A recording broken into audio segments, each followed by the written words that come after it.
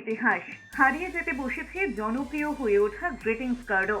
এখন শুধুই ভার্চুয়াল শুভেচ্ছা, রাত পোহালেই ইংরেজি নববর্ষ। তবে ডিজিটাল যুগে আজ ব্রাত্য পুরনো আবেগ গ্রিটিংস কার্ড। একসময় ছোট থেকে বড় সকলেই এই কার্ড কিনতে অধীর অপেক্ষায় থাকতো। আজ পসরা থাকলেও নেই ক্রেতার ভিড়। তবে তারও আগে হাতে লেখা চিঠি পৌঁছাতেও বাড়িতে পোস্ট অফিসের লেটার বক্স এখন শুধুই প্রয়োজনের ভিত্তিতে প্রশাসনিক গুটি কয়েক চিঠিতে ভর্তি। মানুষের আবেগ নেই তাতে। কিন্তু নতুন প্রজন্মের ছেলেমেয়েরা আজ মুখ ফিরিয়েছে গ্রিটিংস কার্ডেও।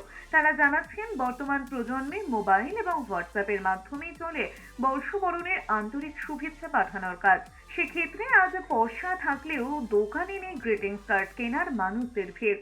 মিস তো সত্যি কথা বলতে গেলে করি, কেননা ছোটোবেলায় কেনা বানানো সব কিছু দিয়েই ধরো বন্ধুদের মধ্যে এগুলো দিয়ে বিনিময় একটা নতুন বছর একটা আমেজই ছিল। এই গ্রিটিংস কার্ড হচ্ছে দেবো নেবো, কে দিচ্ছে সেগুলো জমানো রাখা পেয়েছিলাম, এগুলোই এখন সবই তো এই হোয়াটসঅ্যাপে স্টিকার পাঠিয়েই হয়ে যাচ্ছে। এইসব রাস্তা দিয়ে আগে দোকানে ছোট ছোট স্টলে গ্রিটিংস ভর্তি ছিল, এখন খুঁজলে হয়তো দোকানেই খুব একটা কম পাওয়া যায়। দোকানদাররা জানাচ্ছেন আগে দিন রাত এক হয়ে যেত গ্রিটিংস কার্ড লিখতে বা ডিজাইন করতে। বর্তমানে ডিজিটাল যুগ আসার পরেই এখন গ্রিটিংস কার্ডের চাহিদা কমেছে।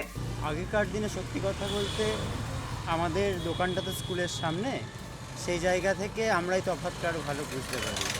কারণ হচ্ছে আগেকার দিনে যখন আগেকার মানে আর খুব বেশি দিন আমাদের পেছনে যেতে হবে না, খুব কিছু বছরের মধ্যেই পরিবর্তনটা এসেছে। আফটার কোভিড এসছে এই পরিবর্তনটা। কথাটা হচ্ছে সেই সময় একটা আন্তরিকতা বোধ ছিল ছাত্রছাত্রীর মধ্যে, বা তারা একজন অন্যজনকে সবসময় গ্রিটিংস কার্ড দিত।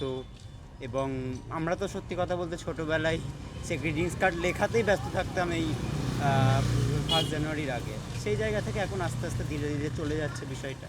তবে নেই বলবো না, আছে, কিন্তু খানিক কম। মোটামুটি এখানে 5 টাকা, 10 টাকা, 15 টাকা, এবার 100, 150। তবে ছাত্রছাত্রীদের মধ্যে এই প্রবণতা এখনো কিছুটা রয়েছে, আর সেই কারণে স্কুলের কাছে বইয়ের দোকানগুলোতে সাজানো রয়েছে গ্রিটিংস কার্ড। নদিয়া থেকে পলাশের রিপোর্ট, এস নিউজ।